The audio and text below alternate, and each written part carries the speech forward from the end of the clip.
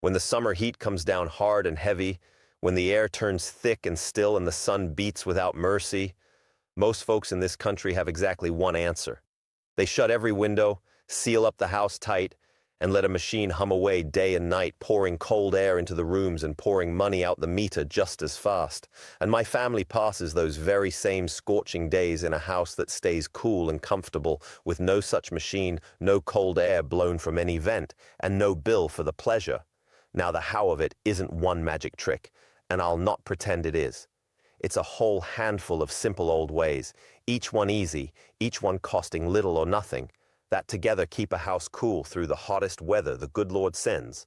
And by the end of this, you'll know every one of them, and you'll be able to use them in your own home starting this very summer. So let me get right into it. The first and most important thing to understand is the great daily rhythm of a cool house, because everything else builds on it. And here it is. You open the house up at night, and you seal it shut by day. Now that's exactly backward from what most folks do, so let me explain why it works, because once you understand it, you'll never forget it. In the summer, the night air is cool, often far cooler than most realize, and the day air is hot. So the whole game is to catch the cool of the night, pull it into the house, store it in the very bones of the building, and then trap it inside before the heat of the day can get at it. So when evening comes, and the air outside begins to cool, you throw open all the windows, and you let that cool night air flow all the way through the house, all night long, cooling the rooms, cooling the floors, the walls, everything. And then, early in the morning, before the day has begun to heat up, you go around and you shut it all up tight, every window closed, and you keep it closed all through the hot day. And that traps the cool of the night inside, and it holds, hour after hour, keeping the house cool while the world outside bakes. Open by night, sealed by day. That one rhythm alone will change everything, and it costs you nothing but the walking around to do it. Now the second thing works hand in glove with the first, and it's about the sun, because the great enemy of a cool house is the sun pouring in through the windows. Sunlight coming through glass turns to heat inside your rooms, a great deal of heat, like a little furnace warming the house all day. So on those windows, the hot sun hits, especially through the middle of the day. You keep them covered, blinds down, curtains drawn, shades pulled, blocking that sunlight before it can get in and turn to heat. Heavy curtains are best, and light-colored ones better still, for light colors turn the sun's heat away, while dark ones drink it in. So through the hot, bright day, the sunny side of the house is shut up dark and cool behind its coverings, the sun turned away before it ever gets in. It seems a small thing, but blocking that sun makes an enormous difference, for you're stopping the heat at the glass instead of letting it flood in and build up all day long. And the third thing carries that same idea outdoors, and it's the oldest and finest cooling of all: shade. Nothing keeps a house cool like good shade over it and around it. And the best shade of all is a tall tree. This is why the old farmhouses so often stand beneath great spreading shade trees planted by folks long ago who understood exactly what they were doing. A big leafy tree on the sunny side of a house, shading the roof and the walls and the windows from the worst of the day's sun, cools that house more than you would believe, for it stops the sun from ever striking the house at all. Now, a tree takes years to grow, so it's a gift you plant for your future and for those who come after, but there's no better time to plant one than today. And there are quicker shades too. A porch, that grand old feature of the farmhouse, shades the walls and windows behind it and gives a cool place to sit besides. An awning over a window, a vine trained up a trellis. Anything that stands between the sun and your house, catching the heat before it arrives, is worth its weight in gold on a hot day. The fourth thing is about moving the air, for still, stuffy air feels far hotter than moving air, and a good breeze can make a warm room feel cool. So we make the most of every breeze. When that cool night air is flowing, you open windows on opposite sides of the house, so the air flows in one side and out the other, a cross breeze sweeping clean through and carrying the heat away. You learn which way the cool evening breeze comes from, and you open the house to catch it and let it pass on through. And there's a clever old trick that uses the nature of heat itself, because hot air rises if you open windows up high in an upstairs or up near the ceiling. The hot air that's gathered up top flows out, and that pulls cooler air in through the low windows down below, a natural current that draws the heat up and out of the house all on its own, with no machine at all. Open low and high, let the heat rise and escape and the cool flow in beneath it. It's a beautiful thing, and it costs nothing but knowing how. The fifth thing folks forget entirely, and it's about where the heat inside your house is actually coming from. Because a great deal of summer heat in a house isn't from outside at all. It's from cooking. A hot stove or oven going in the kitchen throws tremendous heat into the whole house, and on a scorching day, that's the last thing you want. So the old way was to move the cooking out of the house in summer. Many a farmstead had what they called a summer kitchen, a separate little building or a spot out on the porch where the hot cooking and canning was done through the summer months, keeping all that heat out of the main house entirely. And even without a whole separate kitchen, you can use the idea. Cook outside when you can. Do your hot baking and canning in the cool of the early morning or the evening, not the heat of the day. Eat simpler, cooler foods in the hottest weather that need little or no cooking. Every bit of heat you keep from making inside is heat you don't have to fight. Now let me go back and add a little more understanding to a few of these, because the more you grasp why they work, the better you'll use them. Take that first rhythm, the opening by night and sealing by day. The reason it works so well has to do with what folks nowadays call thermal mass, which is just a fancy way of saying that the heavy solid parts of your house, the walls, the floors, hold on to whatever temperature you give them. When you flood the house with cool night air for hours, you're not just cooling the air, you're cooling the very structure, chilling down the floors and the walls, and they hold that coolness like a stone pulled from a cold stream holds its chill. Then, sealed up against the day, all that cooled down mass keeps the rooms cool for hours, slowly, steadily, the way a thick old stone house stays cool inside on the hottest day. The heavier and more solid your house, the better this works. So you're really using the whole body of the house as a great store of coolness, filled up each night and drawn down through the day. Understanding that, you'll see why the ceiling matters as much as the opening. For if you leave it open to the day, all that stored coolness is lost in an hour to the hot air pouring in. And take the shade trees, for there's real wisdom in how the old folks place them, more than just planting one anywhere. The wisest planting is on the side the hot afternoon sun comes from, for the afternoon sun is the fiercest and hottest of the day, and shading the house from it does the most good. And here's a clever thing the old-timers knew. They favored the kind of trees that leaf out full and green in summer, but drop their leaves in the fall, the way most of our shade trees do.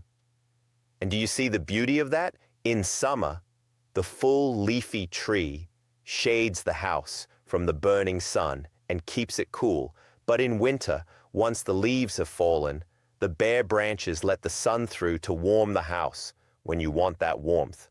So one well-placed tree cools you in summer and warms you in winter, working with the seasons all on its own. That's the kind of deep, patient, working with nature wisdom that ran through everything the old folks did. They didn't fight nature. They arranged themselves cleverly within it. And let me tell you about the roof and the space up under it, for that's a great secret source of heat that most folks never think about. The sun beats down on a roof all day and heats it fearfully, and if that heat has nowhere to go, it builds up in the space beneath the roof and then presses down into the house below, heating your rooms from above. So the old builders knew to let that trapped heat escape, a space up under the roof with openings that let the hot air flow up and out keeps that built-up heat from ever reaching the living rooms below. The hot air rises up under the roof and flows out through the vents, and it carries the worst of the roof's heat away with it before it can sink down into the house. It's the same principle as opening the high windows to let the heat rise and go, just applied up at the very top of the house where the sun's heat is worst. A house that lets its roof heat escape stays far cooler than one that traps it all up top to press down on the family below. I remember the summers of my boyhood and how the old farmhouse stayed cool through the worst heat, and looking back I can see now all the wisdom that was built right into it, though as a child I never noticed. There were the great shade trees standing over the house, planted by hands long before my father's. There was the deep porch wrapping the sunny side, cool and shaded, where we'd sit in the worst of the afternoon heat and catch what breeze there was. There was the way my mother moved through the house each morning, going room to room, closing it all up against the coming heat, and each evening opening it all again to the cool. There was the cool, dark cellar we'd retreat to, and the summer cooking done early or moved outdoors. Not one of these was a machine, and not one cost $1 to run, and yet together they kept us comfortable through summers every bit as hot as the ones we have now. The whole house and the whole way of living in it was shaped wisely to work with the heat rather than simply to blast it away with a machine and a bill. And it worked. That's the thing I most want you to understand. It worked beautifully for generations, and it works still. Now let me stop and be the honest, caring neighbor with you for a moment, because when it comes to heat, there's something far more important than comfort, and that's safety, and I would never leave it out. Real heat, dangerous heat, a true heat wave, is nothing to trifle with. It can genuinely harm a body, and it can kill, especially the old, the very young, the sick, and those whose health is frail. So hear me clearly. These old ways are wonderful for keeping an ordinary home comfortable through ordinary summer heat. But in a true dangerous heat wave, comfort is not the point, safety is, and you must take care. Drink plenty of water, more than you think you need, all through the hot days, for the body must have it. Watch for the warning signs of heat overcoming a body, the dizziness, the headache, the weakness, the feeling faint, the stopping of sweat, the confusion, and never ignore them in yourself or in anyone. Keep a special eye on the elderly and the little ones and anyone unwell, for the heat comes for them first and hardest. And here's the most important thing of all. If the heat becomes truly dangerous and the old ways aren't keeping a body safe, then you do whatever it takes to get cool. Go to a cooler place, a public place with cooling if you must. Ask for help. Take the dangerous heat seriously. There is no pride and no virtue in suffering through deadly heat when help is at hand. The old ways are for comfort in ordinary summers. When the heat turns deadly, safety comes first, always, above every other thing. I'd not be your honest friend if I didn't say that plainly. With that said clearly, let me give you a few more of the gentle old ways, for they all add up. There's the cool of the earth, which the old folks used well. A cellar or a basement, down where the earth keeps things cool and steady, is the coolest place in any house on a hot day, and folks would retreat down there in the worst heat, or at least keep the house's coolest goings-on down low. There's the way of water, for water cooling as it dries off carries heat away. A damp cloth on the back of the neck or the wrists cools the whole body wonderfully. A basin of cool water for the feet on a hot evening. Hanging a damp sheet in a breezy window so the air cooling as it passes through the wet cloth comes in cooler still, an old trick that truly works on a dry, hot day. There's dressing for the heat, in loose, light, airy clothing of natural cloth that lets the body breathe and the sweat do its cooling work. Light colors that turn the sun rather than dark that soak it up. And there's the wisdom of slowing down in the worst of it, resting through the fiercest heat of the midday, doing the hard work in the cool of the morning and the evening, the way sensible folk and sensible creatures have always done, not fighting the hottest hours but yielding to them and resting until they pass. And let me add one more old comfort for the very hottest nights when the heat makes sleep hard to come by, for the old folks had wisdom there too. On a sweltering night, you sleep low, and you sleep where the air moves. Heat rises, so the upstairs rooms are the hottest and the downstairs the coolest. And on the worst nights, folks would move their sleeping down to the coolest part of the house, or even out onto a screened porch to catch the night air. You set yourself in the path of a window where the cool night breeze comes through.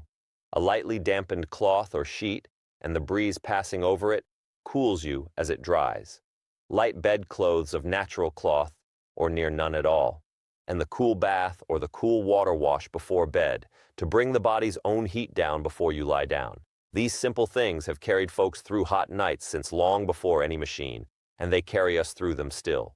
A body that's too hot to sleep is a real misery, but the old ways knew how to coax the cool of the night in around a person and let sleep come. It's all the same principle running through everything. Catch the cool where it's to be found, put yourself and the air in motion together, and let water do its quiet cooling work on the skin. Now let me pull it all together for you, so you have the whole of it plain in your mind. To keep a house cool without any machine, you open it to the cool night and seal it against the hot day. You block the sun at the windows before it can turn to heat inside. You shade the house with trees and porches and awnings so the sun never strikes it at all. You move the air with cross breezes and with the natural rising of heat up and out. You keep the cooking heat out of the house with summer kitchens and cool-hour cooking and simple foods. You use the cool of the earth in cellars and the cooling of water on the skin and in the breeze and light, airy clothing and the good sense to rest through the worst of the heat. Every one of those is simple, every one costs little or nothing, and woven together, they keep a home comfortable through the hottest weather, just as they kept our great-grandparents' homes comfortable long before any machine was ever dreamed of. And here is the heart of why I share all this. There's a lesson in it deeper than staying cool. We've come to believe that comfort must come from a machine, that the only answer to heat is to buy a device and pay a company to run it, and that without it, we're helpless before the summer sun. But that simply isn't so, and it never was. For all of human history, in every hot land under the sun, people kept themselves cool and comfortable through clever, simple, time-tested ways that cost nothing but knowledge and a little effort. They understood the sun and the shade and the night air and the breeze, and they worked with them wisely. That knowledge isn't lost.